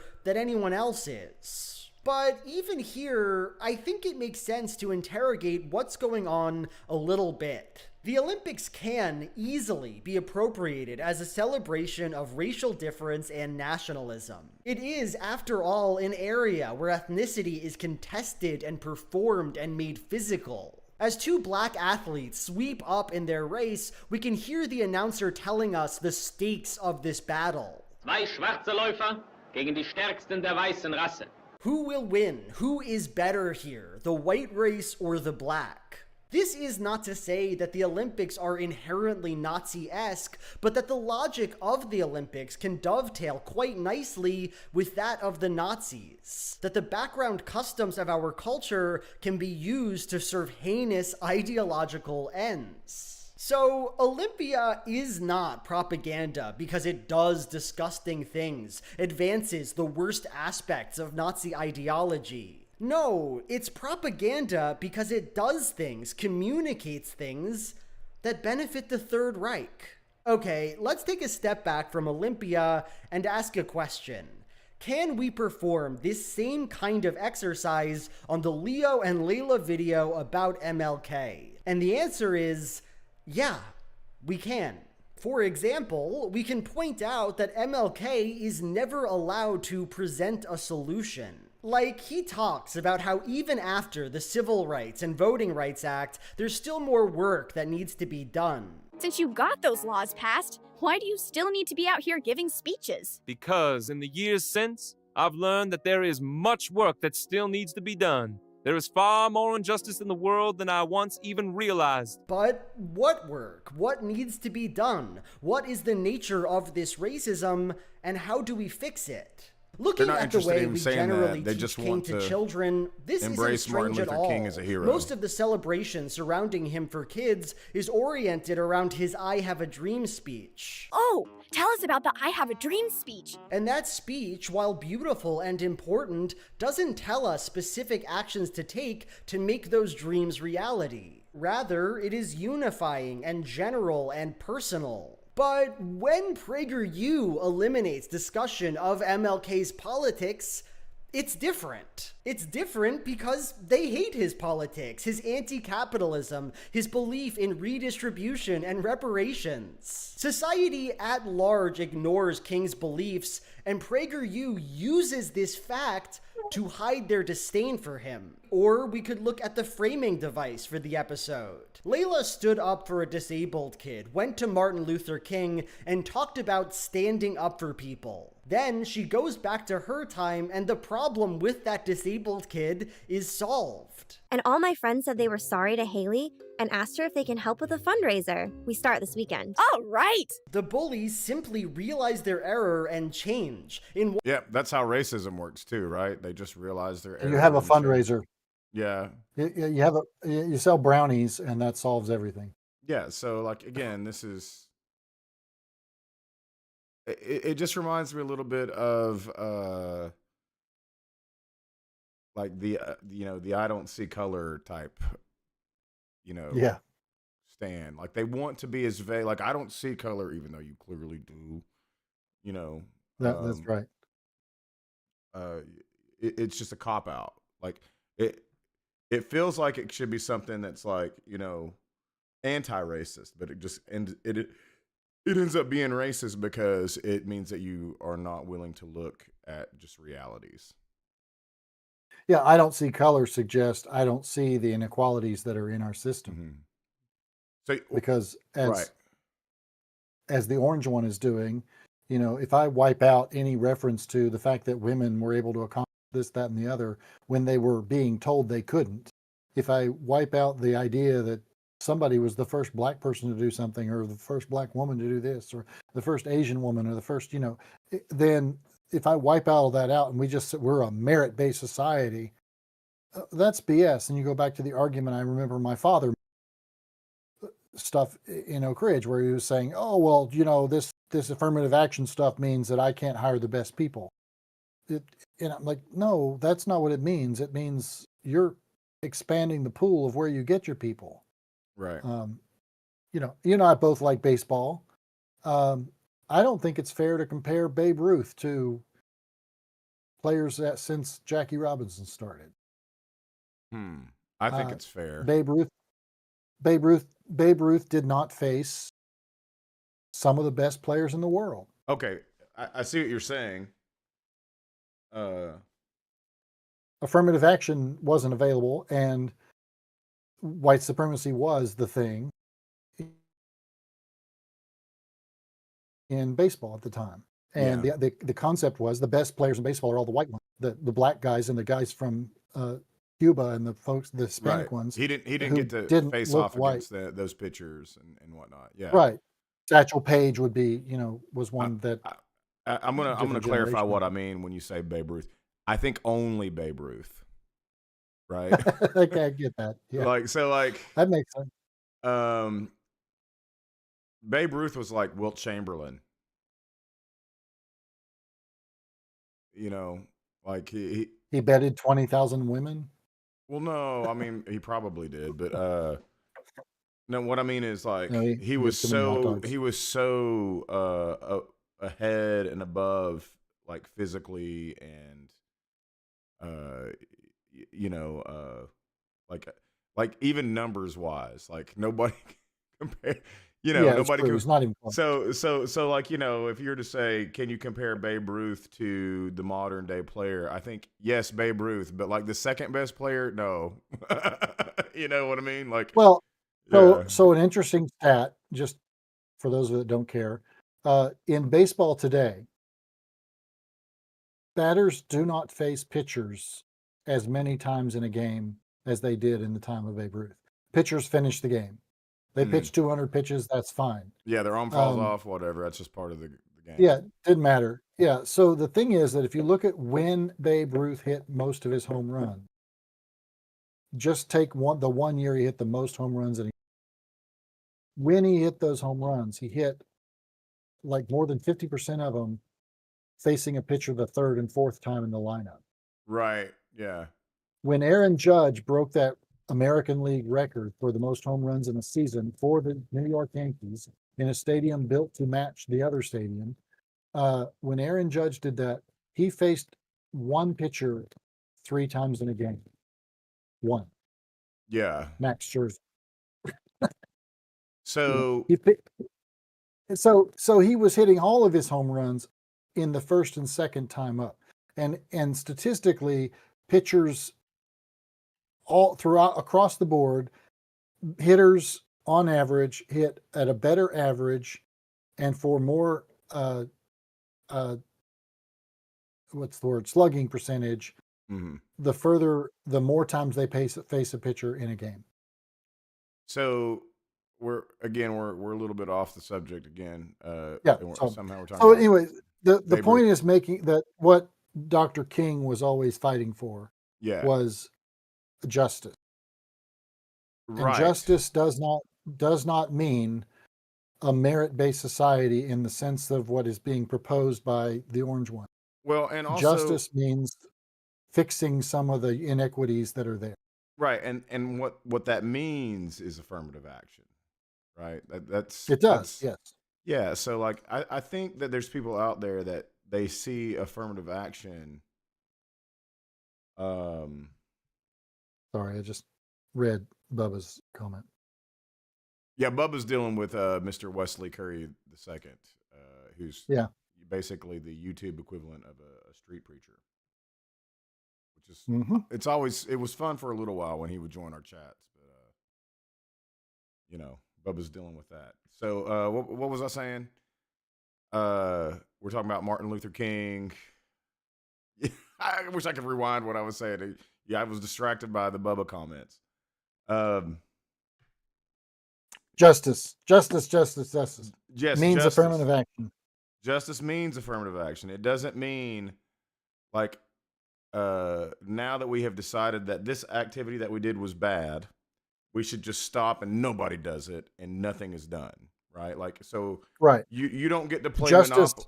You don't get to play Monopoly and go around the board 10 times before somebody else gets to play, and then just say it's all good now. Everything's just. Right? That's right. Yes, now you're allowed to play. See, you're allowed to play now. Right? That's right. It's everything's just. You're finally allowed to play the game. Yeah, we've got a 10 lap lead. Yes, we have all the money and property. Yes, we have all that. But you're allowed to play. It's just.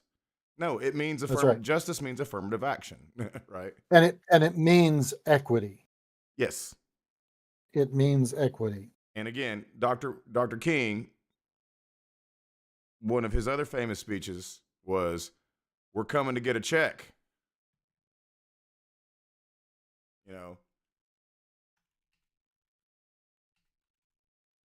Yeah, it's interesting. Carla just told me where Bubba's friend lives. Where Bubba's friend lives? The one who's talking with now. Yeah. Oh yeah. So there's a little, and tell me if I've already said this before. There's a kind of an illustration that I've seen done before that there's the difference between equity and equality. Equal means you give everybody the same thing, right? Equity means you give people what they need. So the illustration is there's three people. Like say it's a father is watching a baseball game and there's the fence. The dad can already see over the fence and you give him something to stand on so he can see higher over. The middle son can not see over the fence, but he gets the stool, and now he can see over the fence. The younger son, who's smaller, can't see over the fence even with the stool. But if the dad doesn't get the stool and he gives two stools or two boxes, whatever, and the younger son can now see over the fence, they can all three see the baseball game. Mm-hmm. And that's equity, that we give people a chance to participate fully. Sure, and that might mean giving them two boxes. That's right. And that means somebody gets more than I got. Right. And this whole machoism thing. When you say it means gets more, it doesn't mean they get more. It doesn't mean they get more. But that's how these folks see it, is that they're getting something I'm not getting. I didn't get a box. They got a box. They got two boxes. They're just living off the system. That's BS. Right, but it doesn't take into account for the fact that, like, you've been to 100 baseball games and this person just needs looking for a box to look over the fence, right? So that's right. Sometimes it works like that too, right? So yeah. Again, you've had 10 trips around the Monopoly board already. And you're saying it's justice because now they're allowed to play. It's not just because now they're allowed to play, and we're going to give them what maybe was the equivalent to 5 trips around the board to get them caught up. So they can play more equally, right? Okay, let's do some finishing up here on what he has to say about Dr. King, and then we'll wrap up. I want to know what Thermopylae is. I would also like to know what that is, Bubba. One notable line, Leia mentions that they're even building a wider hallway in the school that wheelchair users can access. We're going to lead a fundraiser that will add space to the areas of the school where it's a tough fit for Haley's wheelchair. That's kind of odd, right? Like, from Leia's perspective, everything here works out so easily. She stands up to the bullies, and the bullies stop bullying, and they all decide to make an important structural change to the school's treatment of disabled people. This kind of story, while not on its face offensive, is perfectly tuned to the narrative that PragerU wants to tell. In the video, there is no mention of racism in our current society, no stated end to MLK's story, and that just the problems were there and he needs to keep working. PragerU wants us to believe that King broadly solved racism, solved it in the way that Leia solved ableism. PragerU uses King quite literally to deflect from any claim of current racial injustice. So it's only reasonable that they tell a story where injustice is quite easy to solve. You might have This is why conservatives propagandize with King. It's simply because they want to claim that racism is kind of over. Like we're in a post-racial world, right? Like the racism doesn't exist anymore. So, right. You know, and this is how it benefits the conservative because he message. got those laws passed, which they're trying Yeah, to undo. yeah. So they can, in one side of their mouth, claim, the I have a dream, not judged by, the color of skin, content of the character, but then not on the other side of their mouth, like be anti everything that he actually did stand for. Right. Have an issue with the sort of analysis I'm doing here. Look, you might think, you can talk about the importance of context all you want, but really, none of this matters that much. It's not all that offensive to talk about what King said and did without thinking about his politics. It happens all the time. And it's certainly not offensive to use King as a positive role model who stood up to injustice. At the end of the day, you comment, you're just finding problems where they don't exist. And I gotta admit, you have a point. That is kind of what I'm doing. But the problem is, I think that you, this hypothetical person in my audience, are going about this process of analysis in the wrong way. It's tempting when we look at bad conservative propaganda to look for issues, things to take offense at. God knows I do that all the time. But in some cases, that mode of thinking is just not all that helpful. The question that we need to ask is not, is this Leo and Layla video problematic? No, the question here, very similar to the question we asked of Olympia, is does this work do something that benefits the project of PragerU? Does it communicate something PragerU wants to communicate?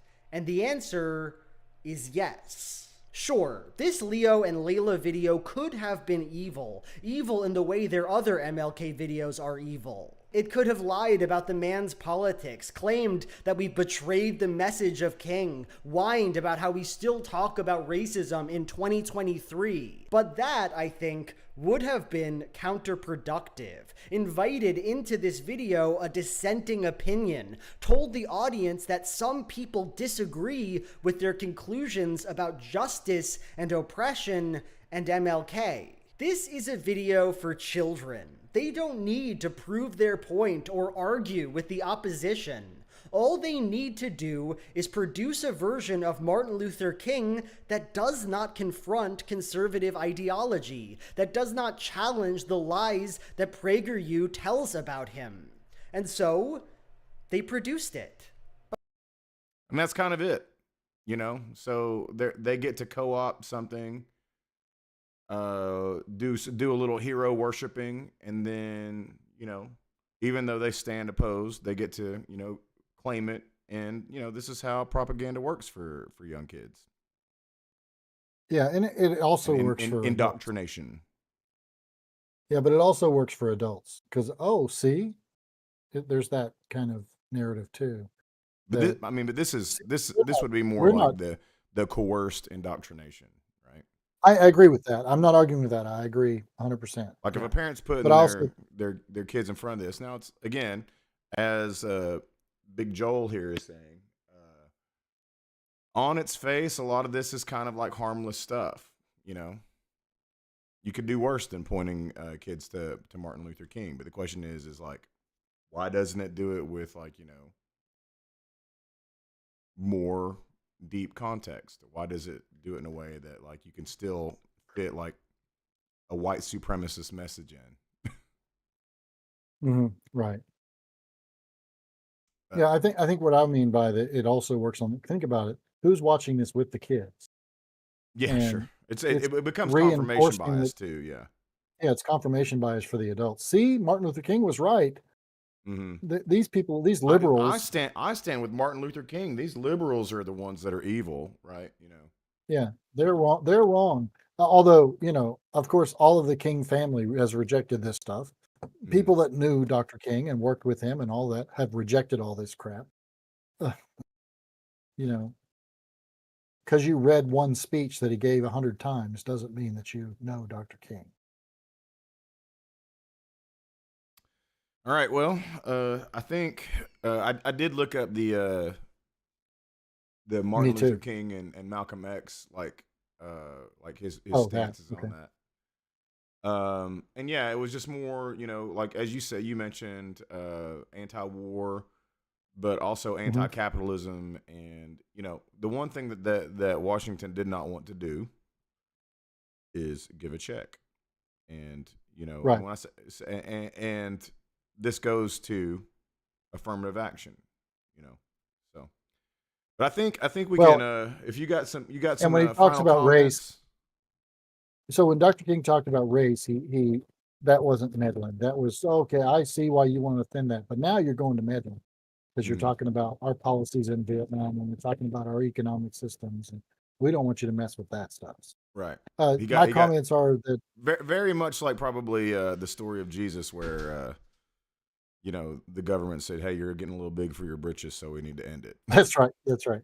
So I think up, Ed? looking at this stuff, it is astonishing, but not surprising. The level of well, use the right word, indoctrination with these people who also turn around and use that same language. That's the thing that this Christian nationalist folks and folks that are in that vein closely, nationalists in general, often do is promote demonize somebody else for doing something and then do it themselves. Right. And they're very good at that. For thee, not for me. They're master. Yeah, they're very masterful at that, making it seem like they're very good at demonizing their opponents individually, politically, etc. And then turning around and doing exactly what they're accusing us of doing, so to speak, and doing it in a more insidious way. And they accuse anybody. For instance, here's a good example. They accuse anybody who opposes genocide in Gaza of being my words don't come to me. Anybody who accuses anti-Semitic. Anti-Semitic. You're anti-Semitic if you oppose the bombing of Gaza relentlessly and killing of thousands and tens of thousands of people, even though the Jewish people themselves, the people in Israel, are out there in the street protesting this regularly. It is not anti-Semitic to oppose genocide. Right. In fact, most Jews would think genocide bad. We've been there. Well, there's been a lot of protests in Israel lately on this subject, if I remember correctly. Right. That's what I mean. They're out there in the streets protesting the bombing, the indiscriminate bombing of people in Gaza. Yeah.